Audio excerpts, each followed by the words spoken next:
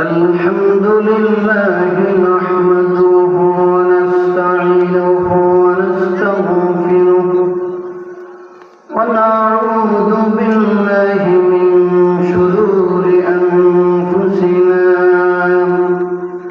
ومن سيئات أعمالنا من يهد الله فلا مضل له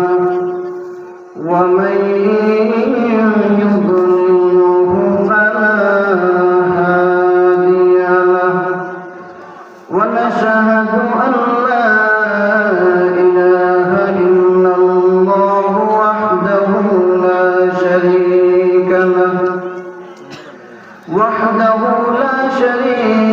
له ولا فريق له ولا وزير له ونشهد أن سيدنا وسندنا وحبيبنا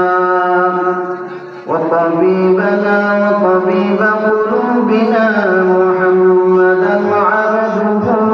ورسوله أرسله بالحق بشيرا ونذيرا وداعيا إلى الله بإذنه وسراجا منيرا أما بعد فأعوذ بالله من الشيطان الرجيم بسم الله الرحمن الرحيم وذروا ظاهر الإثم وباطنه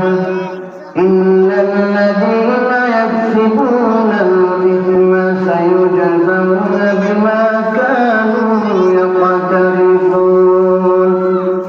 صدق الله مولانا العظيم وقال رسول الله صلى الله عليه وعلى آله وسلم إذا مررتم برياض الجنة فارتعوا قالوا وما رياض الجنة قال حلب الذكر أو كما قال عليه والصلاة والسلام আমরা প্রত্যেকে মহব্বতের সাথে দুরূদ শরীফ পড়ি اللهم صل على محمد وعلى آل محمد كما صليت على إبراهيم وعلى آل إبراهيم إنك حميد مجيد اللهم بارك على محمد وعلى آل محمد كما باركت على إبراهيم وعلى آل إبراهيم إنك حميد مجيد পূর্ব সোনালিয়া আল ইকরাম ইসলামিয়া মাদ্রাসার উদ্যোগে বার্ষিক মাহফিলের সম্মানিত সভাপতি আলহাজ মৌলভী রুহুল আমিন ও আজিজুল হক বাবুল মেম্বার ও আমার সামনে উপবিষ্ট বাবার বয়সী মুরব্বিয়ানে আযম, আমার সমবয়সী তরুণ ভাইরা এবং আমার পর্দার আড়ালের মা বোনেরা, প্রত্যেককে জানাই আমার পক্ষ থেকে সালাম। আসসালামু আলাইকুম ওয়া রাহমাতুল্লাহি ওয়া বারাকাতুহু। আমি আপনাদের সামনে কোরআনে কারীমের সূরাতুল আনআমের 120 নম্বর আয়াত আপনাদের সামনে আমি তেলাওয়াত করেছি। আল্লাহ তাআলা তেলাওয়াতকৃত আয়াতের মধ্যে দুনিয়ার সমস্ত মানুষকে লক্ষ্য করে একটি আদেশ দিয়েছেন। ওই আদেশ